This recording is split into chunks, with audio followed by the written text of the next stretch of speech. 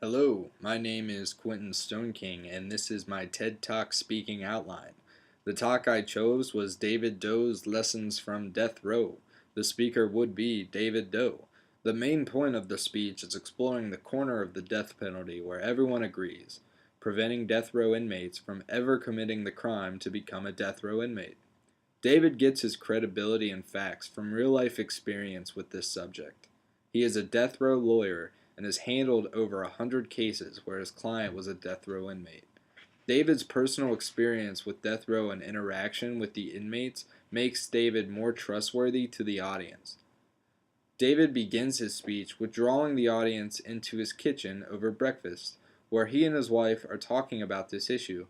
David looks down at his son, who is 11 years old, and is reminded of one of his clients named Will. Will never knew his father because he took off when he was born. His mother was schizophrenic, and when he was 5 years old, she tried to kill him with a butcher knife. By the time he was 9, Will had been tossed around and living on his own, only 2 years younger than his son. David uses this story to capture the attention of his audience and break the ice of the discussion. David tells a story about the last time he saw his last client right before he was about to be executed. He asks Will if he remembers his mother trying to kill him when he was 5 years old. Will responds with, "Professor, when your mama picks up a butcher knife that is bigger than you are and chases you through the house screaming she is going to kill you, and you have to lock yourself in the bathroom and scream for help until the police get there, that is something you never forget." This story connects with the original topic and attaches emotion to the subject. David uses charts, stories, and emotions to persuade the audience not to abolish the death penalty, but to keep an open mind and explore preventative options in the juvenile stage. David reveals in graphs that death row inmates have a history in some sort of juvenile detention. He also supports his claims by showing that 80% of inmates come from dysfunctional families.